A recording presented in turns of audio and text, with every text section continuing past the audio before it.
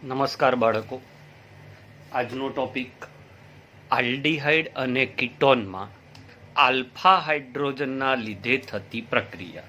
તો મારું પહેલું કામ એ રહેશે કે આલ્ફા હાઇડ્રોજન એટલે શું.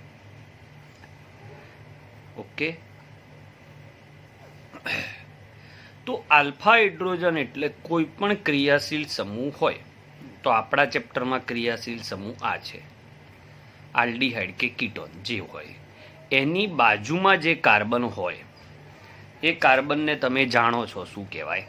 તો કોઈ પણ ક્રિયાશીલ સમૂહની બાજુમાં જે કાર્બન હોય મિત્રો, એને આપણે આલ્ફા કાર્બન કહેતા હોઈએ છીએ. અને એ આલ્ફા કાર્બન પર જે એચ હોય એ એચને આલ્ફા હાઇડ્રોજન કહેવાય. તો આજના લેક્ચરમાં જે કંઈ પણ પ્રક્રિયાઓ થશે, બરાબર, એ પ્રક્રિયાઓ આલ્ફા હાઇડ્રોજનના લીધે થશે. ક્લિયર? આટલી વાત બહુ સહેલી વાત. તો આલ્ફા હાઇડ્રોજનની વ્યાખ્યા શું થાય? ક્રિયાશીલ સમૂહની બાજુના કાર્બનને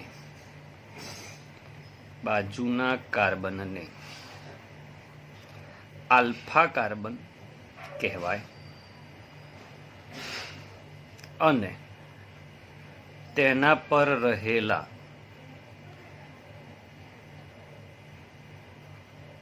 એચને આલ્ફા હાઇડ્રોજન કહેવાય. ક્લિયર? તો આના લીધે થતી પ્રક્રિયાઓ. હવે આ પ્રક્રિયાઓ કેમ કરે? તો આ જે આલ્ફા એચ છે, આ આલ્ફા એચ, એ આલ્ફા એચ સ્વભાવે એસિડિક હોય. અને સ્વભાવે એસિડિક હોય એટલે એ બેઝની હાજરીમાં મંદ આલ્કલી એટલે કે NaOH, CaOH ટ્વાઇસ જેવા બેઝની હાજરીમાં પ્રક્રિયા આપે. તો પ્રશ્ન એ થાય કે સર આ હાઇડ્રોજન એસિડિક છે, કેમ નહીં ખબર પડી? ઓકે, તો હવે નેક્સ્ટ પોઈન્ટ એ જ લઉં છું કે આલ્ફા હાઇડ્રોજન એસિડિક છે, સમજાવો. ઓકે, તો પ્રશ્ન, આલ્ફા હાઇડ્રોજન એસિડિક છે, સમજાવો. આલ્ફા હાઇડ્રોજન એસિડિક છે, સમજાવો. ચલો, તો બહુ સિમ્પલ કોન્સેપ્ટ છે. આમ તો એસિડિક હોવા માટે H+ સ્વરૂપે છૂટું પડવું એ અગત્યનું છે. જો H+ સ્વરૂપે છૂટા પડી શકાતું હોય તો એસિડિક છે. તો કારણ નંબર 1 એ છે કે જે કાર્બોનિલ સમૂહ જોડાય છે એ ઇલેક્ટ્રોન આકર્ષક સમૂહ છે, અથવા આપણે કહી શકીએ કે ઇલેક્ટ્રોન ગ્રાહી સમૂહ છે. ઓકે, હવે એનાથી આપણને શું ફરક પડે? તો જુઓ, આ C ડબલ બોન્ડ O થયો, આ એની બાજુનો કાર્બન થયો, ઓકે, અને આ એના પર H થયો. તો હવે થશે શું? તો આ ઇલેક્ટ્રોન આકર્ષક સમૂહ છે. હવે ઇલેક્ટ્રોન આકર્ષક સમૂહ હોવાથી એ આના H આકર્ષે અને ઇલેક્ટ્રોન આકર્ષે અને આ એરો આ બાજુ રહે. આ આકર્ષણ થવાના લીધે આ કાર્બન અને H જે બંધ છે એ બંધ ધ્રુવીય બને. એટલે આના પર માઇનસ ડેલ્ટા અને આના ઉપર પ્લસ ડેલ્ટા બને. અને એના કારણે આ બંધ તોડવો સહેલો થઈ જાય, એટલે H+ દૂર થાય. બરાબર? સમજો, નોર્મલી કાર્બન હાઇડ્રોજન વચ્ચેનો બંધ ધ્રુવીય હોતો નથી, પરંતુ કાર્બન હાઇડ્રોજનની બાજુમાં આ જે સમૂહ છે, એ સમૂહ એ ઇલેક્ટ્રોન આકર્ષક હોવાથી એ બંધના ઇલેક્ટ્રોનને પોતાની તરફ આકર્ષે છે, જેના કારણે આના ઉપર પ્લસ ડેલ્ટા ઉત્પન્ન થાય ને આના પર માઇનસ ડેલ્ટા, એટલે અહીંયાથી H+ દૂર થઈ જાય છે. કારણ નંબર 1. કારણ નંબર 2ની જો વાત કરું તો એમાં જોવા મળતું H+ ને દૂર કર્યા પછી જે સંસ્પંદન થાય છે એના કારણે તેનો ઋણાંશ સ્થાયી હોય છે. એટલે સંસ્પંદન અસરની વાત કરું. તો C double bond O, C dash dash અને એચ. તો આમાં કેવી રીતે સંસ્પંદન થાય એ જુઓ તમે. તો આ ઇલેક્ટ્રોન યુગ્મ અહીંયા જતો રહે. ઓકે, એટલે અત્યારે સંસ્પંદન નહીં, હજી શું થાય છે એ શીખવાડું છું. જો H+ દૂર થાય, ઓર્ગેનિક કેમેસ્ટ્રીનો બહુ સહેલો રૂલ છે, શીખવાડું છું. હવે આ ઇલેક્ટ્રોન યુગ્મ ત્યાં ગયા એટલે આના ઉપર 2 ડોટ એટલે માઇનસ પરિસ્થિતિ થઈ અને H+ દૂર થયા. હવે ઓર્ગેનિક કેમેસ્ટ્રીનો બહુ સિમ્પલ ફંડા છે જે તમે યાદ રાખો કે કોઈ પણ વસ્તુ દૂર થયા પછી જે સંયોજન મળે, જો એ સ્થાયી હોય તો એનું દૂર થવું સારી વાત છે, અને જો કંઈક વસ્તુ દૂર કર્યા પછી મળતું સંયોજન સ્થાયી ના હોય તો ખરાબ વાત છે. તો અહીંયા સારી વાત છે કે ખરાબ વાત છે તો જોઈએ.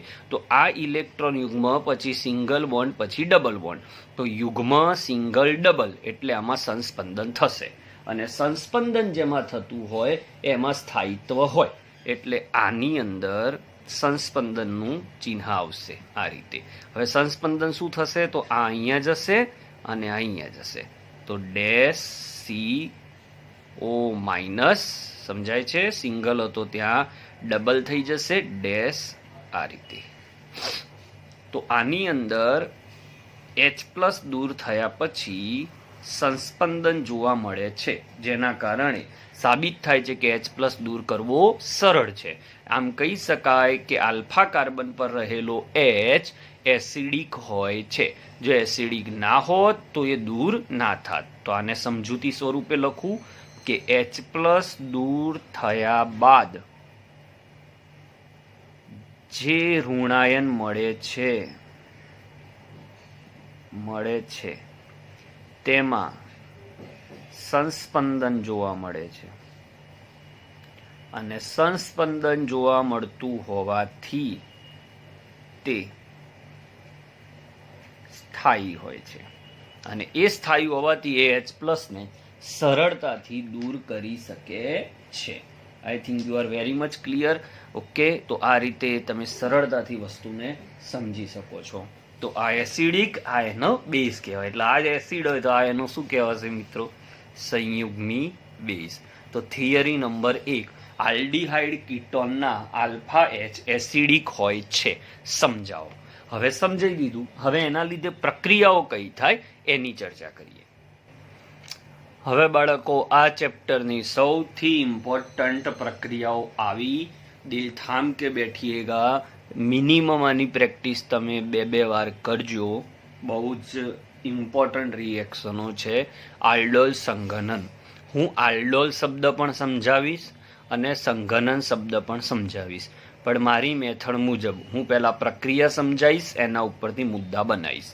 તો પ્રક્રિયા નંબર 1 કે જેમાં ભાગ લેતા આપણે આલ્ડીહાઇડ અને કીટોન ગમે તે લઈ શકીએ. ભાગ લેતા આલ્ડીહાઇડ અથવા કીટોનના સમાન અણુ હોય, એટલે જે અણુ લો એ બંને સમાન હોય. સહેજ પણ ઉતાવળ ના કરતા. અને તમે નહીં દોરો ને ઘરે તો તમને નહીં આવડે. તો સ્ટાર્ટ કરું છું. આના માટે સૌથી પહેલા હું એક સમાન આલ્ડીહાઇડ સમૂહ લઉં, અને આલ્ડીહાઇડ સમૂહ મેં હમણાં કહ્યું એ. સ્ટેપ 1, આલ્ડોલ સંઘનન થશે કે નહીં? તો પહેલું ચેક કરવાનું, આલ્ફા હાઇડ્રોજન હાજર જોઈએ. જો આ હાજર ના હોય તો તમે આ પ્રક્રિયાને આગળ લઈ જ ના જતા. ઓકે, હું બધા મુદ્દા પણ નીચે લખવાનો છું. તો આ આલ્ફા કાર્બન થયો ને એના પર H છે એટલે આ પ્રક્રિયા થશે. ઓકે, આનું નામ ઇથેનોલ અથવા એસિટાલ્ડીહાઇડ. ફરીથી રિએક્શન CH એનું એ જણું. બહુ મજા આવે એવો કોન્સેપ્ટ છે, સહેજ પણ ગભરાતા નહીં. હવે આની રિએક્શન તમારી જોડે એસિડિક H હોવાના લીધે જે મેં તમને સમજાવ્યું હતું એ મુજબ શું લેવાનું? તો મંદ આલ્કલી NaOH લઈ શકો, BaOH ટ્વાઇસ લઈ શકો, તમે આ લઈ શકો. બરાબર. તો આ પ્રક્રિયા આગળ વધારીએ તો તમને બહુ મજા આવે એવો કોન્સેપ્ટ છે મિત્રો. આ સૌથી પહેલા આ જે છે આ એ અહીંયાથી ઇલેક્ટ્રોન યુગ્મ ખેંચશે અને અહીંયાથી એચ લાવશે. આ આલ્ફા કાર્બન થયો એના પરથી એચ અહીંયા લાવશે. એરો હું દોરું છું. તો શું બન્યું લખાવો. CH3 C એના પર એચ આ એચ હો. હવે આ ઓ હતો, ઓ અહીંયાથી એચ લઈ આવ્યો એટલે OH, પછી બંધ બન્યું. કોની સાથે બન્યું? CH2. એના પછી શું છે? C≡O અને H. જ્યાં સુધી તમે ધ્યાન આપશો નહીં, તમે જાતે નહીં કરો ત્યાં સુધી આ નહીં આવડે. ક્લિયર? હવે આ જે નિપજ બની તો આ તમારો આલ્ફા કાર્બન થયો અને આ તમારો બીટા. તો આ નિપજને કહેવાય બીટા હાઇડ્રોક્સી. સામાન્ય નામ લખું છું, બીટા હાઇડ્રોક્સી. અને સમૂહ કયો છે? Aldehyde. Beta hydroxy aldehyde. Okay. બીજું, આ જે નિપજ મળી આ નિપજને આલ્ડોલ નિપજ કહેવાય. કઈ નિપજ કહેવાશે? આલ્ડોલ. કેમ આલ્ડોલ કહેવાશે? કારણ તમારે જાણવું છે. જો આ નિપજની અંદર આલ્ડીહાઇડ સમૂહ પણ છે અને આલ્કોહોલ સમૂહ પણ છે. તો આલ્ડીહાઇડ સમૂહ વત્તા આલ્કોહોલ સમૂહ હોવાના લીધે આ જે પહેલા તબક્કાની નિપજ મળી છે એ નિપજને તમે શું કહી શકો? આલ્ડોલ નિપજ કહી શકો. સ્ટેપ 1 અહીંયા ક્લિયર થાય છે. હવે આ જે છે એને આગળ જો તમે ગરમ કરો એટલે અહીંયાથી OH અને ફરીથી આલ્ફા H એક દૂર થાય એટલે પાણીનો અણુ દૂર થાય. પાણીનો અણુ દૂર થાય એટલે નિપજ શું મળે એની ચર્ચા કરો. હવે પાણીનો અણુ દૂર થાય એટલે નિપજ શું મળશે? આંગળી હટાવતા નહીં તો જવાબ જતો રહેશે. CH3 C ઉપર H, OH અને H ગયા તો અહીંયા પાઈબંધ રચાશે. CHO. આ તમારી નિપજ. આ નંબર 1, આ 2, આ 3, આ 4. તો શું આવ્યો જવાબ? બ્યુટ 2 ઇન અને 1 આલ. બ્યુટ 2 ઇન 1 આલ. અને સામાન્ય વાત કરું તો આ તમારો આલ્ફા કાર્બન કહેવાય ને આ બીટા.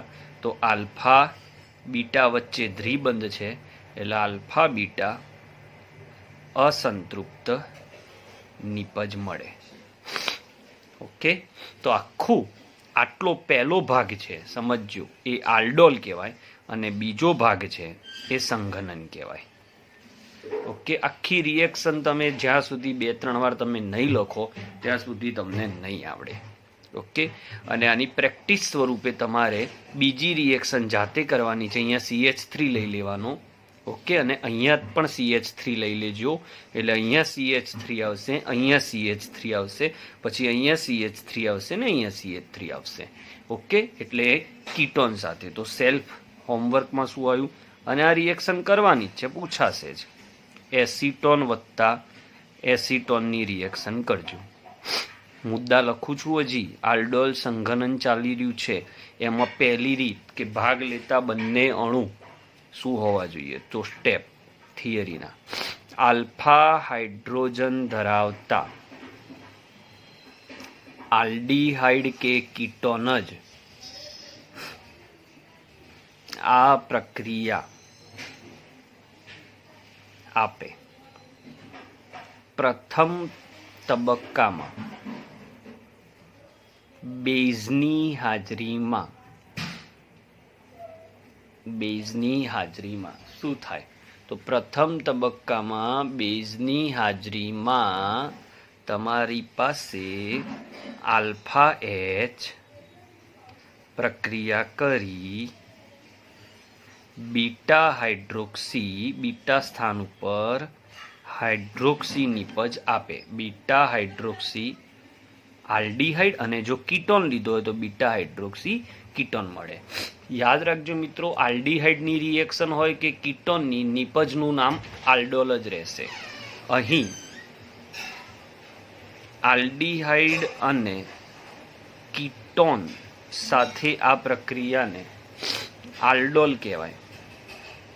બંને માટે આ પ્રક્રિયા આલ્ડોલ જ કહેવાય. આલ્ડોલ કેમ કહેવાય?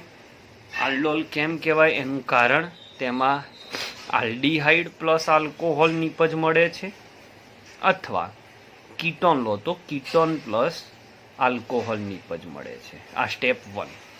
હવે જે વાત કરું છું, જોજો આ આલ્ડોલ છે હજી. હવે વાત થશે આલ્ડોલ સંઘનનની. સંઘનન એટલે શું? તો પાણી, આલ્કોહોલ કે એમોનિયામાંથી કોઈ એક અણુ દૂર થવો. તો આલ્ડોલ નિપજમાંથી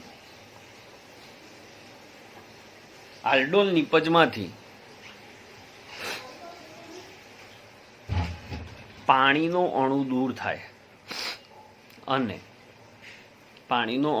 થાય અને આલ્ફા બીટા અસંતૃપ્ત નિપજ મળે, જેને આલ્ડોલ સંઘનન પ્રક્રિયા કહેવાય. મિત્રો, ઘણા છોકરાઓ એમ સમજે છે કે આ રિએક્શન આખી આલ્ડોલ સંઘનનના પહેલું તબક્કામાં આલ્ડોલ થયું કહેવાય અને બીજા તબક્કામાં સંઘનન થયું કહેવાય. એટલે આલ્ડોલ નિપજ માગે તો અહીંયા સુધી અને આલ્ડોલ સંઘનન કે તો અહીંયા સુધી. ઓકે, ચલો હવે કોણ પ્રક્રિયા આપશે ને કોણ નહીં આપે? તો હમણાં જ મેં કહ્યું ને, આમ તો આલ્ફા હાઇડ્રોજન હોય એ આપે. તો તમને એમ પૂછું, ફોર્માલ્ડીહાઇડ આપશે? તો આ પ્રક્રિયા નહીં આપે, કારણ કે આની જોડે આલ્ફા કાર્બન જ નથી. બેન્ઝાલ્ડીહાઇડ આપશે? આ બેન્ઝાલ્ડીહાઇડ છે. બહુ પૂછાય છો મિત્રો, પછી તમે એમ કહો કે ખબર જ નથી સાહેબ આ તો બેન્ઝાલ્ડીહાઇડ તમે જો અહીંયા આલ્ફા કાર્બન છે, તો આલ્ફા કાર્બન પર સમજો, આલ્ફા કાર્બન છે તો એની 4 સંયોજકતા પૂરી, પણ એના પર એચ નથી એટલે આ નહીં આપે. સમજાય છે? હવે આની જગ્યાએ આવું હોય CH3 થ્વાઇસ C double bond O, sorry એક C રહી ગયો પાછો, C ડબલ બોન્ડ O અને H. તો આ કાર્બન છે પણ એના પર H નથી, 3 CH3 એટલે આ નહીં આપે. હવે એસિટોફિનોન કે એસિટોફિનોન, તો આ C ડબલ બોન્ડ O એસિટ એટલે આ એસિડ સમૂહ થયો અને આ ફિનોન. તો આના આ બાજુ આલ્ફા કાર્બન પર H નથી પણ આ બાજુ આલ્ફા કાર્બન પર H છે એટલે આ આપશે. એટલે કોણ આલ્ડોલ આપે કોણ ના આપે એનો પોઈન્ટ અહીંયા પૂરો થયો.